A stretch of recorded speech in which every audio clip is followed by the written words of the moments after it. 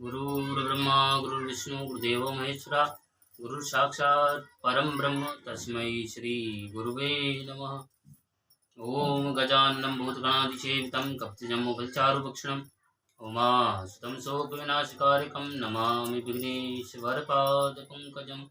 नारायणं नमस्कृतं नरं चैव नरोत्तमं देवीं सरस्वतीं व्यासं ततो जयमुदीरये।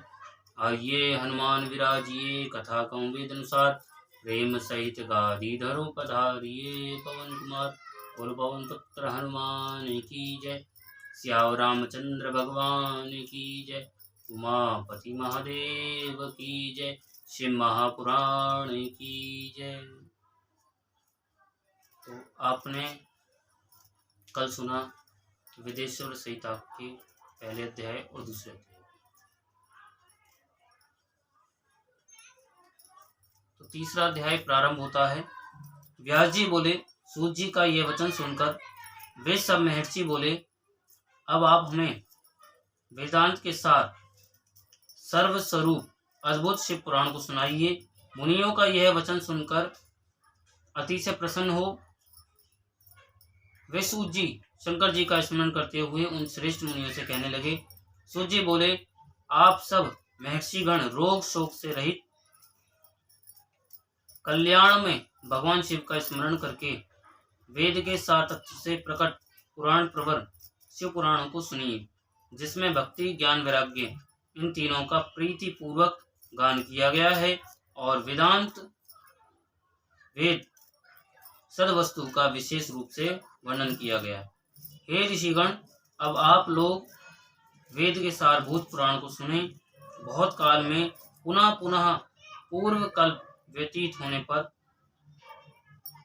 इस वर्तमान कल्प में जब सृष्टि कर्म आरंभ हुआ था, उन दिनों 6 कुलों के महर्षि परस्पर वाद विवाद करते हुए कहने लगे, अमुक वस्तु सबसे उत्कृष्ट है और अमुक नहीं है। उनके इस विवाद ने अत्यंत महान रूप धारण कर लिया। तब वे सब के सब अपनी शंका के समाधान के लिए सृष्टिकर्ता अविनाशी ब्रह्मा जी के पास गए और हाथ जोड़कर विनय भरी वाणी में बोले, हे प्रभु, आप संपूर्ण जगत का धारण पोषण करने वाले हैं तथा समस्त कारणों के भी कारण हैं। हम यह जानना चाहते हैं कि संपूर्ण तत्वों से परे परात्पर पुराण पुरुष कौन है। ब्रह्मा जी बोले, जहां से मन सहित वाणी उन्हें न पाकर लौट आती है तथा जिनसे ब्रह्मा विष्णु रुद्र और इंद्र आदि से युक्त यह संपूर्ण जगत समस्त भूतों एवं इंद्रियों के साथ पहले प्रकट हुआ है, वे ही ये देव महादेव सर्वज्ञ एवं संपूर्ण जगत के स्वामी हैं। ये ही सबसे उत्कृष्ट हैं। उत्तम भक्ति से ही इनका साक्षात्कार होता है। दूसरे किसी उपाय से कहीं इनका दर्शन नहीं होता। रुद्र, हरि, हर तथा अन्य देवेश्वर सदा उत्तम भक्ति भाव से उनका नित्य दर्शन करना चाहते हैं। तो अधिक कहने की क्या आवश्यकता। भगवान शिव में भक्ति होने से मनुष्य संसार बंधन से मुक्त हो जाता है। देवताओं के कृपा प्रसाद से ही उनमें भक्ति होती है और भक्ति से देवता का कृपा प्रसाद प्राप्त होता है। ठीक उसी तरह जैसे यहाँ अंकुर से बीज और बीज से अंकुर उत्पन्न होता है। तो इसलिए हे द्विजों, आप लोग भगवान शंकर का कृपा प्रसाद प्राप्त करने के लिए भूतल पर जाकर वहां सहस्र वर्षों तक चलने वाले एक विशाल यज्ञ का आयोजन करें।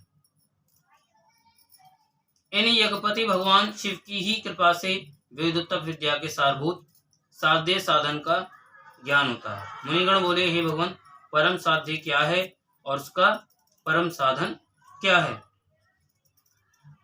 उसका साधक कैसा होता है, ये सभी बातें यथार्थ रूप से कहें। ब्रह्मा जी बोले, शिव पद की प्राप्ति ही साध्य है, उनकी सेवा ही साधन है तथा उनके प्रसाद से जो नित्य नैमित्तिक आदि फलों की ओर से निष्प्रय होता है वही साधक है। वेदोक्त कर्म का अनुष्ठान करके उसके महान फल को भगवान शिव के चरणों में समर्पित कर देना ही परमेश्वर पद की प्राप्ति है। वही सालोक्य आदि के क्रम से प्राप्त होने वाली मुक्ति है। उन पुरुषों की भक्ति के अनुसार उन सबको उत्कृष्ट फल की प्राप्ति होती है। उस भक्ति के साधन अनेक प्रकार के हैं, जिनका प्रतिपादन साक्षात महेश्वर ने ही किया है। उसे संक्षिप्त करके मैं सारभूत साधन को बता रहा हूँ। कान से भगवान के नाम गुण और लीलाओं का श्रवण, वाणी द्वारा उनका कीर्तन तथा मन के द्वारा उनका मनन, इन तीनों को महान साध्य कहा गया है। तात्पर्य यह है कि महेश्वर का श्रवण, कीर्तन और मनन करना चाहिए। यह श्रुति का वाक्य हम सबके लिए सार प्रमाण भूत है। संपूर्ण मनोरथ की सिद्धि में लगे हुए आप लोग इसी साधन से परम साध्य को प्राप्त हों। लोग प्रत्यक्ष वस्तु को नेत्र से देखकर उसमें प्रवृत्त होते हैं, परंतु जिस वस्तु का कहीं भी प्रत्यक्ष दर्शन नहीं होता उसे श्रवण इंद्रिय द्वारा जान सुनकर मनुष्य उसकी प्राप्ति के लिए चेष्टा करता है। अतः पहला साधन श्रवण ही है। उसके द्वारा गुरु के मुख से तत्व को सुनकर बुद्धिशाली विद्वान पुरुष अन्य साधन, कीर्तन एवं मनन की सिद्धि करे। कर्मशः मनन पर्यंत इस साधन की अच्छी तरह साधना कर लेने पर उसके द्वारा सालोक्य आदि के क्रम से धीरे धीरे भगवान शिव का संयोग प्राप्त होता है। पहले सारे अंगों के रोग नष्ट हो जाते हैं। ध्यान से सुनिए, ये जो आप शिव महापुराण सुन रहे हैं, सबसे पहले आपके शरीर के अंदर कहीं भी कोई रोग होगा तो वो इस शिव पुराण को सुनने से आपका दूर हो जाएगा। पर जब कंटिन्यूस सुनेंगे तब तत्पश्चात सब प्रकार का लौकिक आनंद भी विलीन हो जाता है। अभ्यास के ही समय यह साधन कष्टप्रद है, किंतु बाद में निरंतर मंगल देने वाला है। तो यहीं पर तीसरा अध्याय विराम होता है, चौथा अध्याय प्रारंभ होता है। बोलो शंकर भगवान की जय। मुनिगण बोले, हे विद्वान, हे ब्रह्मन, मनन कैसा होता है, श्रवण का स्वरूप कैसा है, उनका कीर्तन कैसे किया जाता है, यथार्थ रूप में आप वर्णन करें। ब्रह्मा जी बोले, हे मुनियों, भगवान शंकर की पूजा, उनके नामों का जप तथा उनके गुण, रूप, विलास और नामों का युक्ति परायण चित्त के द्वारा जो निरंतर परिशोधन या चिंतन होता है उसी को मनन कहा गया है। वह महेश्वर की कृपा प्रसाद से, कृपा दृष्टि से उपलब्ध होता है। वह समस्त श्रेष्ठ साधनों में प्रमुखतम है। शंभु के प्रताप, गुण, रूप, विलास और नाम को प्रकट करने वाले संगीत, वेद वाक्य या भाषण के द्वारा अनुराग पूर्वक उनकी स्तुति ही मध्यम साधन है, जिसको कीर्तन शब्द से कहा जाता है। हे ज्ञानियों, स्त्री क्रीड़ा में जैसे मन की आसक्ति होती है, वैसी ही किसी कारण से किसी स्थान में शिव विषयक वाणियों में श्रवणेन्द्रिय की दृढ़तर आसक्ति ही जगत में श्रवण के नाम से प्रसिद्ध है। सप्तम सज्जनों की संगति से श्रवण सिद्ध होता है, बाद में शिव जी का कीर्तन दृढ़ होता है और अंत में सभी साधनों से श्रेष्ठ शंकर विषयक मनन उत्पन्न होता है, किंतु यह सब उनकी कृपा दृष्टि से ही संभव होता है। सूत जी बोले,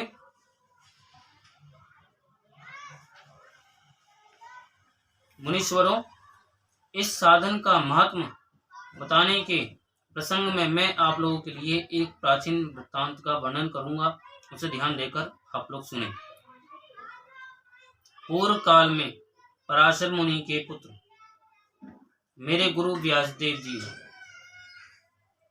सरस्वती नदी के तट पर तपस्या कर रहे थे। एक दिन सूर्य तुल्य तेजस्वी विमान से यात्रा करते हुए भगवान संत कुमार अकस्मात वहां आ पहुंचे। उन्होंने मेरे गुरुदेव को देखा, वे ध्यान में मगन थे। उससे जगने पर उन्होंने ब्रह्मा के पुत्र संत कुमार जी को अपने सामने उपस्थित देखा।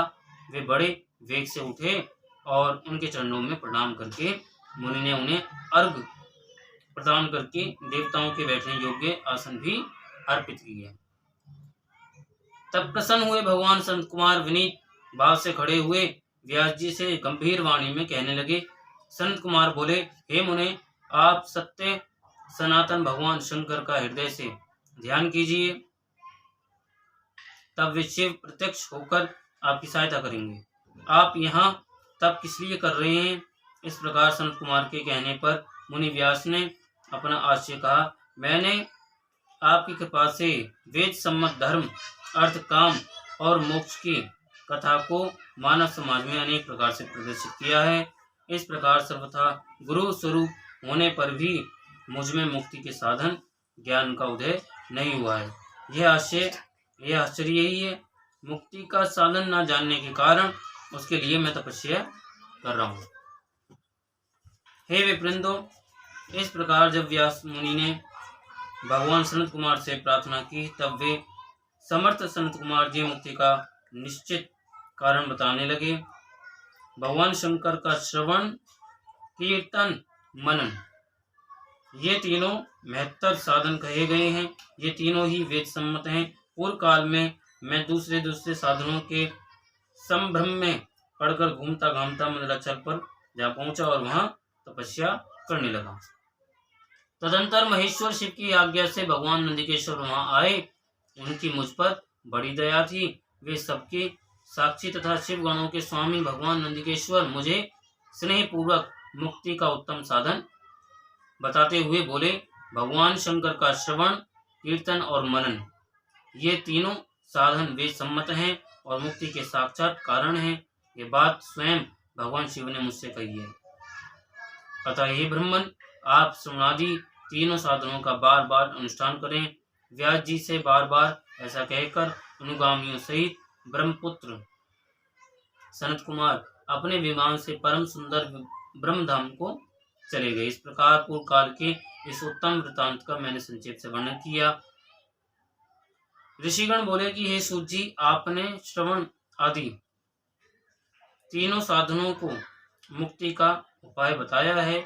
जो मनुष्य श्रवण आदि तीनों साधनों में असमर्थ हो, वह किस उपाय का अवलंबन करके मुक्त हो सकता है और किस साधन भूत कर्म के द्वारा बिना यत्न के ही मोक्ष मिल सकता है। तो यहीं पर चौथा अध्याय विराम होता है, 5वां अध्याय प्रारंभ होता है। बोलो शंकर भगवान की जय।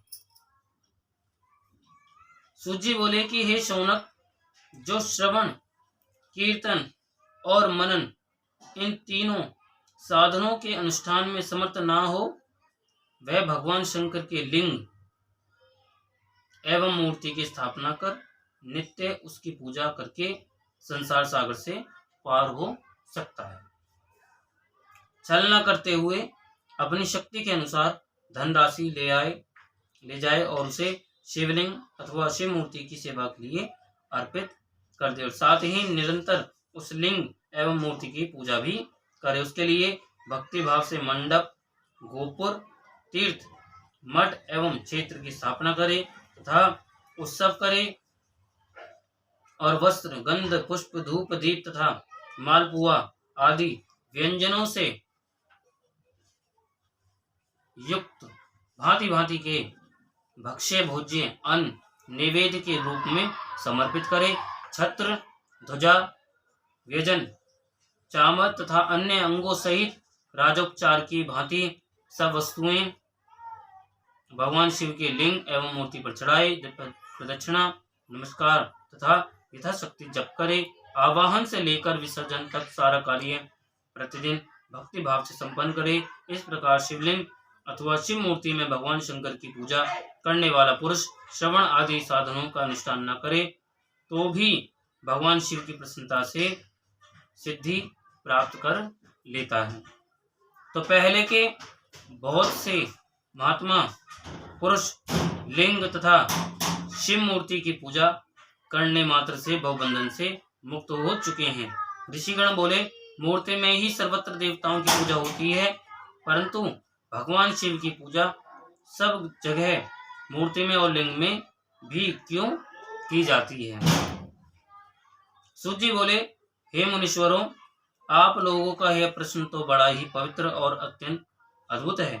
इस विषय में महादेव जी ही वक्ता हो सकते हैं। कोई पुरुष कभी और कहीं भी इसका यथार्थ प्रतिपादन नहीं कर सकता। इस विषय में भगवान शिव ने जो कुछ कहा है और उसे मैंने गुरु जी के मुख से जिस प्रकार सुना है उसी तरह कर्म सा वर्णन करूंगा। एकमात्र भगवान शिव ही ब्रह्मरूप होने के कारण निष्कल निराकार कहे गए हैं। रूपवान होने के कारण उन्हें सकल भी कहा गया है, इसलिए वे सकल और निष्कल दोनों हैं। शिव के निष्कल निराकार होने के कारण ही उनकी पूजा का आधारभूत लिंग भी निराकार ही प्राप्त हुआ है, अर्थात शिवलिंग शिव के निराकार स्वरूप का प्रतीक है। इसी तरह शिव के सकल या साकार होने के कारण उनकी पूजा का आधारभूत विग्रह साकार प्राप्त होता है, अर्थात शिव का साकार विग्रह उनके साकार स्वरूप का प्रतीक होता है। सकल और अकल समस्त अंग आकार सहित साकार और अंग आकार से सर्वथा रहित निराकार रूप होने से ही वे ब्रह्म शब्द से कहे जाने वाले परमात्मा है। यही कारण है कि सब लोग लिंग निराकार और मूर्ति साकार दोनों में ही सदा भगवान शिव की पूजा करते हैं। शिव से भिन्न जो देवता हैं वे साक्षात ब्रह्म नहीं है, इसलिए कहीं भी उनके लिए निराकार लिंग नहीं उपलब्ध होता। अतः सुरेश्वर, इंद्र, ब्रह्मा आदि देवगण भी निष्कल लिंग में पूजित नहीं होते हैं। सभी देवगण ब्रह्म न होने से अपितु सगुण जीव होने के कारण केवल मूर्ति में ही पूजे जाते हैं। शंकर के अतिरिक्त अन्य देवों का जीवत्व और सदाशिव का ब्रह्मत्व वेदों के सारभूत उपनिषदों से सिद्ध होता है।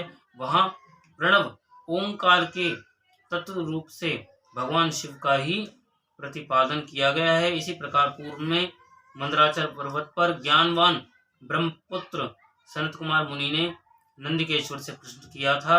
संत कुमार बोले, हे भगवान, शिव के अतिरिक्त उनके वश में रहने वाले जो अन्य देवता हैं उन सब की पूजा के लिए सर्वत्र प्राय वेद मूर्ति मात्र ही अधिक संख्या में देखा और सुना जाता है। केवल भगवान शिव की ही पूजा में लिंग और वेद दोनों का उपयोग देखने में आता है। अतः हे कल्याण में नंदिकेश्वर, इस विषय में जो तत्व की बात हो उसे मुझे इस प्रकार बताइए जिससे अच्छी तरह समझ में आ जाए। नंदिकेश्वर बोले, हे निष्पाप ब्रह्म कुमार, हम जैसे लोगों के द्वारा आपके इस प्रश्न का कोई उत्तर नहीं दिया जा सकता, क्योंकि यह गोपनीय विषय है और लिंग साक्षात ब्रह्म का प्रतीक है। इस विषय में भगवान शिव ने जो कुछ बताया है उसे मैं आप शिव भक्त के समक्ष कहता हूँ। भगवान शिव ब्रह्म स्वरूप और निष्कल निराकार है, इसलिए उन्हीं की पूजा में निष्कल लिंग का उपयोग होता है। संपूर्ण वेदों का यही मत है, वे ही सकल हैं। इस प्रकार वे निराकार तथा साकार दोनों हैं। भगवान शंकर निष्कल निराकार होते हुए भी कलाओं से युक्त हैं, इसलिए उनकी साकार रूप में प्रतिमा पूजा भी लोक सम्मत है। शंकर के अतिरिक्त अन्य देवताओं में जीवत्व तथा सगुणत्व होने के कारण वेद के मत में उनकी मूर्ति मात्र में ही पूजा मान्य है। इसी प्रकार उन देवताओं के आविर्भाव के समय उनका समग्र साकार रूप प्रकट होता है, जबकि भगवान सदाशिव के दर्शन में साकार और निराकार ज्योति रूप दोनों की ही प्राप्ति होती है। संत कुमार बोले, हे महाभाग, आपने भगवान शिव तथा दूसरे देवताओं के पूजन में लिंग और वेद के प्रचार का जो रहस्य विभाग पूर्वक बताया है वह यथार्थ है, इसलिए लिंग और वेद की आदि उत्पत्ति का जो उत्तम वृत्तांत है उसी को मैं इस समय सुनना चाहता हूँ। हे योगींद्र, लिंग के प्राकट्य का रहस्य सूचित करने वाला प्रसंग मुझे सुनाइए कि किस प्रकार लिंग प्रकट हुआ। नंदिकेश्वर बोले कि हे वत्स, आपके प्रति प्रीति के कारण मैं यथार्थ रूप में वर्णन करता हूँ, सुनिए। लोक विख्यात पूर्व कल्प के बहुत दिन व्यतीत हो जाने पर एक समय महात्मा ब्रह्मा और विष्णु परस्पर लड़ने लगे। ब्रह्मा विष्णु में लड़ाई होने लगी। उन दोनों के अभिमान को मिटाने के लिए त्रिगुणातीत परमेश्वर ने उनके मध्य में निष्कल स्तंभ के रूप में अपना स्वरूप प्रकट किया। जगत का कल्याण करने की इच्छा से उस स्तंभ से निराकार परमेश्वर शिव ने अपने लिंग चिन्ह के कारण लिंग का आविर्भाव किया। उसी समय से लोक में परमेश्वर शंकर के निर्गुण लिंग और सगुण मूर्ति की पूजा प्रचलित हुई। शिव के अतिरिक्त अन्य देवताओं की मूर्ति मात्र ही प्रकल्पना हुई।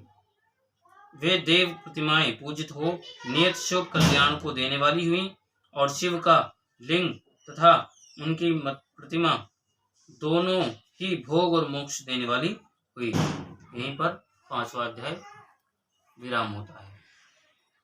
6वां अध्याय प्रारंभ होता है। बोलो विष्णु भगवान की जय, उमापति महादेव की जय। तो नंदिकेश्वर बोले कि हे योगेंद्र, प्राचीन काल में किसी समय शेषशाही भगवान विष्णु अपनी पराशक्ति लक्ष्मी जी तथा अन्य पार्षदों से घिरे हुए शयन कर रहे थे। उसी समय ब्रह्म वेत्ताओं में श्रेष्ठ ब्रह्मा जी ने अपनी इच्छा से वहां आकर उन परम सुंदर कमल नेत्र विष्णु से पूछा, तुम कौन हो जो मुझे आया देखकर भी उद्यत पुरुष के समान सो रहे हो? हे वत्स, उठो और यहाँ अपने प्रभु मुझे देखो। जो पुरुष अपने श्रेष्ठ गुरु जन को आया हुआ देखकर उद्यत के समान आचरण करता है, उस मूर्ख गुरुद्रोही के लिए प्रायश्चित का विधान किया गया है। तो ब्रह्मा के इस वचन को सुनकर क्रोधित होने पर भी बाहर से शांत व्यवहार करते हुए भगवान विष्णु बोले, हे वत्स, तुम्हारा कल्याण हो, तुम्हारा स्वागत है, आओ इस आसन पर बैठो। तुम्हारे मुखमंडल से व्यग्रता प्रदर्शित हो रही है और तुम्हारे नेत्र विपरीत भाव सूचित कर रहे हैं। ब्रह्मा जी बोले, हे वत्स, हे विष्णु, काल के प्रभाव से तुम्हें बहुत अभिमान हो गया है। हे वत्स, मैं जगत का पितामह और तुम्हारा रक्षक हूँ। विष्णु बोले, हे वत्स, यह जगत मुझ में ही स्थित है। तुम केवल चोर के समान दूसरे की संपत्ति को व्यर्थ ही अपनी मानते हो। तुम मेरे नाभि कमल से उत्पन्न हुए हो, अतः तुम मेरे पुत्र हो, क्योंकि मेरी नाभि से तुम्हारा उत्पत्ति हुई है। तुम तो व्यर्थ बातें कह रहे हो। नंदिकेश्वर बोले, हे मुने, उस समय वे अजन्मा ब्रह्मा और विष्णु मोहवश मैं श्रेष्ठ हूँ, मैं स्वामी हूँ, तुम नहीं, इस प्रकार बोलते बोलते परस्पर एक दूसरे को मारने की इच्छा से युद्ध करने के लिए उद्यत हो गए। हंस और गरुड़ पर आरूढ़ होकर वे दोनों वीर ब्रह्मा और विष्णु युद्ध करने लगे। तब ब्रह्मा और विष्णु के गण भी परस्पर युद्ध करने लगे। उस समय सभी देवगण उस परम अद्भुत युद्ध को देखने की इच्छा से विमान पर चढ़कर वहां पहुंच गए। वहां आकर आकाश में अवस्थित हो पुरुष पुष्प की वृष्टि करते हुए वे युद्ध देखने लगे। गरुड़ वाहन भगवान विष्णु ने क्रुद्ध होकर ब्रह्मा के वक्षस्थल पर अनेक प्रकार के असंख्य दुसह बाणों और अस्त्रों से प्रहार किया। तब विधाता भी क्रुद्ध होकर विष्णु के हृदय पर अग्नि के समान बाण और अनेक प्रकार के अस्त्रों को छोड़ने लगे। उस समय देवगण उन दोनों का वह अद्भुत युद्ध देखकर अतिशय व्याकुल हो गए और ब्रह्मा तथा विष्णु की प्रशंसा करने लगे।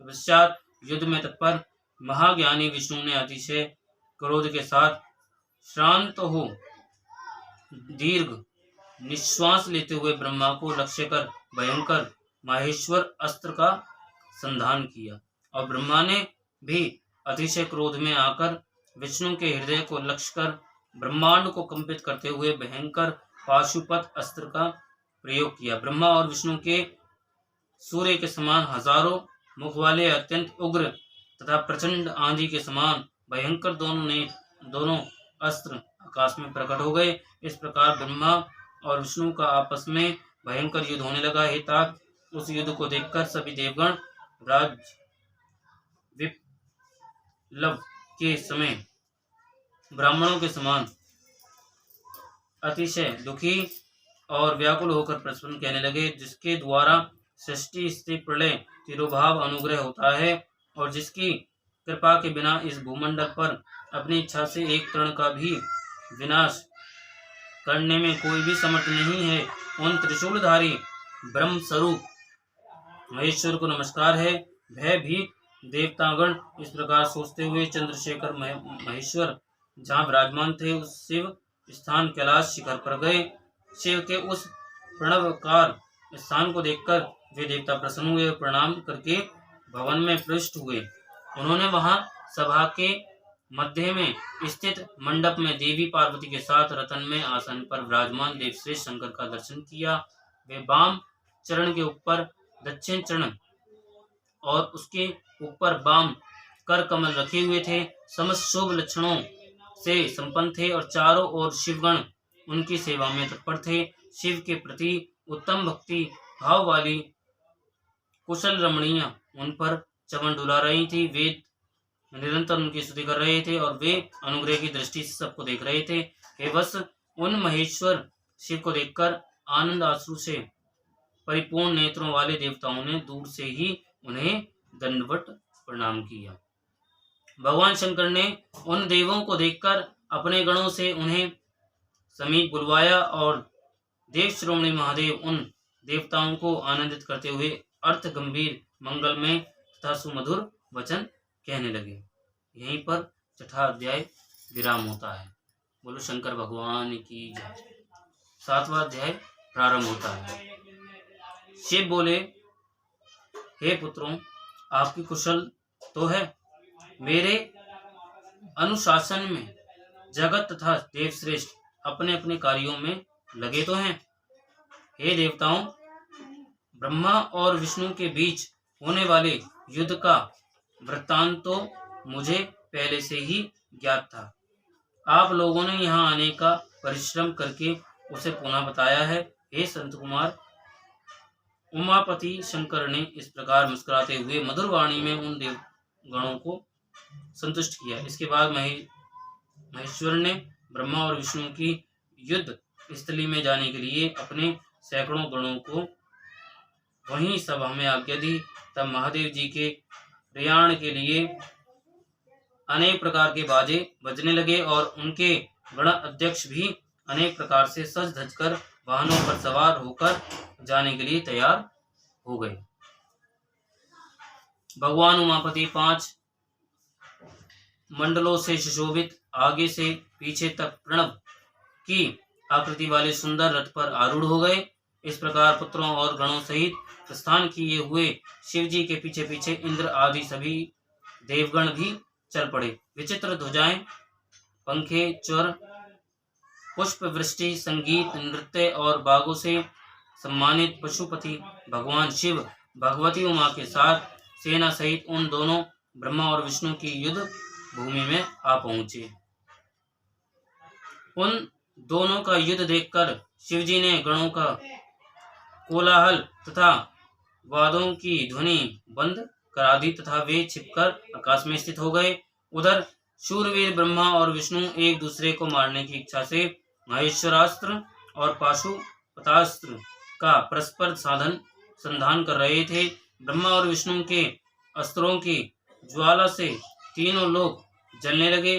निराकार भगवान शंकर इस अकाल प्रलय को आया देखकर एक भयंकर विशाल अग्नि स्तंभ के रूप में उन दोनों के बीच में प्रकट हो गए। क्योंकि जब युद्ध हो रहा था तो उन्होंने देखा कि अब ये रुकने वाले नहीं है, तो उनके मध्य में ही प्रकट होकर के विराट अग्नि स्तंभ में प्रकट हो गए। तो संसार को नष्ट करने में समक्ष वे दोनों दिव्यास्त्र अपने तेज सहित उस महान अग्नि स्तंभ के प्रकट होते ही प्रचंड शांत हो गए। तो जब भगवान शंकर की भक्ति हमारे हृदय में प्रकट होती है तो हमारी मन की स्थिति भी चेंज हो जाती है, बदल जाती है। तर्क वितर्क जो हम लोग करते रहते हैं, ये नहीं वो नहीं, तो वो सब हमारा सब शांत शांताकारम एकदम शांत हो जाती है। तो जो आप लोग ये कथा सुन रहे हैं, इससे आपका मन शांत हो जाएगा। जो भटक रहा है, भटक रहा क्यों जगत में, कर ले प्रभु की खोज। मन मंदिर में राम बसे हैं, भजन करो सब रोज। तो श्रवण कीर्तन और मनन, इसी पर ये पूरा शिव महापुराण है। तो दिव्य अस्त्रों को शांत करने वाले इस आश्चर्यकारी तथा शुभ अग्नि स्तंभ को देखकर सभी लोग परस्पर कहने लगे कि यह अद्भुत आकार वाला स्तंभ क्या है, यह दिव्य अग्नि स्तंभ कैसे प्रकट हो गया, इसकी ऊंचाई की और इसकी जड़ की हम दोनों जांच करें। ऐसा एक साथ निश्चय करके वे दोनों अभिमानी वीर उसकी परीक्षा करने के लिए तत्पर हो गए और शीघ्रतापूर्वक चल पड़े। हम दोनों के साथ रहने से यह कार्य संपन्न नहीं होगा, ऐसा कहकर विष्णु ने सूकर का रूप धारण कर लिया और उसकी जड़ की खोज में चले गए। उसी प्रकार ब्रह्मा भी हंस का रूप धारण करके उसका अंत खोजने के लिए चल पड़े। पाताल लोक को खोदकर बहुत दूर तक जाने पर भी विष्णु को उस अग्नि के समान तेजस्वी स्तंभ का आधार नहीं दिखा था, पार नहीं पाया। तब थक हार कर शुक्राकृति विष्णु रणभूमि में वापस वहीं आ गए, युद्ध स्थली में। हे तात, आकाश मार्ग से जाते हुए आपके पिता ब्रह्मा जी ने मार्ग में अद्भुत केतकी केवड़े के पुष्प को गिरते देखा। अनेक वर्षों से गिरते रहने पर भी वह ताजा और अति सुगंध युक्त था।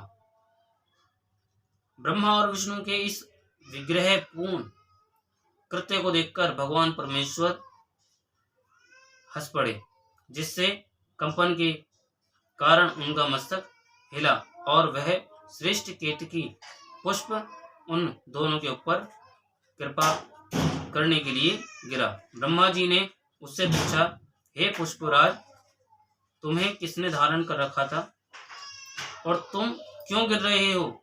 केतकी ने उत्तर दिया, इस पुरातन और अप्रमेय स्तंभ के बीच से मैं बहुत समय से गिर रहा हूं, फिर भी इसके आदि को नहीं देख सका, अतः आप भी इस स्तंभ का अंत देखने की आशा छोड़ दें। इसका अंत नहीं है।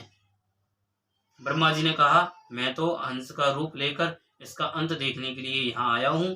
अब हे मित्र, मेरा एक काम करना, तो मेरा एक अभिलषित काम तुम्हें करना पड़ेगा। विष्णु के पास मेरे साथ चलकर तुम्हें इतना कहना है कि ब्रह्मा ने इस स्तंभ का अंत देख लिया है। हे अच्युत, मैं इस बात का साक्षी हूँ। केतकी से ऐसा कहकर ब्रह्मा ने उसे बार बार प्रणाम किया और कहा कि आपातकाल में तो मिथ्या भाषण भी प्रशस्त माना गया है, ये शास्त्र की आज्ञा है। तो शास्त्र की आज्ञा ये नहीं है कि भगवान के प्रति तुम झूठ बोलो। तो वहां अति परिश्रम से थके और स्तंभ का अंत न मिलने से उदास विष्णु को देखकर ब्रह्मा प्रसन्नता से नाच उठे और नपुंसक के समान पूर्ण बातें बनाकर अच्युत विष्णु से इस प्रकार कहने लगे, हे हरे, मैंने इस स्तंभ का अग्रभाग देख लिया है, इसका साक्षी ये केतकी का पुष्प है। तब उस केतकी ने भी झूठे ही विष्णु के समक्ष कह दिया कि ब्रह्मा की बात यथार्थ है। विष्णु ने उस बात को सत्य मानकर ब्रह्मा को स्वयं प्रणाम किया और उनका षोडशोपचार पूजन किया। उन्होंने सोचा कि भैया ब्रह्मा जी जीत गए। तो उसी समय कपटी ब्रह्मा को दंडित करने के लिए उस प्रज्वलित स्तंभ लिंग से महेश्वर प्रकट हो गए। वहां महादेव प्रकट हो गए। बोलो उमापति महादेव की जय। तब परमेश्वर को प्रकट हुआ देखकर विष्णु उठ खड़े हुए और कांपते हाथों से उनका चरण पकड़कर कहने लगे, हे करुणाकर, आदि और अंत से रहित शरीर वाले आप परमेश्वर के विषय में मैंने मोह बुद्धि से बहुत विचार किया, किंतु कामनाओं से उत्पन्न वह विचार सफल नहीं हुआ। अतः आप हम पर प्रसन्न हो, हमारे पाप को नष्ट करें, हमें क्षमा करें। यह सब आपकी लीला से ही हुआ है। ईश्वर बोले, हे वत्स, मैं तुम पर प्रसन्न हूँ, क्योंकि श्रेष्ठता की कामना होने पर भी तुमने सत्य वचन का पालन किया है, इसलिए लोगों में तुम मेरे समान ही प्रतिष्ठा और सत्कार प्राप्त करोगे। हे हरे, अब से आपकी पृथक मूर्ति बनाकर पुण्य क्षेत्रों में प्रतिष्ठित की जाएगी और उसका उत्सव पूर्वक पूजन होगा। इस प्रकार परमेश्वर ने विष्णु की सत्य निष्ठा से प्रसन्न होकर देवताओं के सामने उन्हें अपनी समानता प्रदान की, और यहीं 7वां अध्याय विराम होता है। बोलो उमापति महादेव की जय।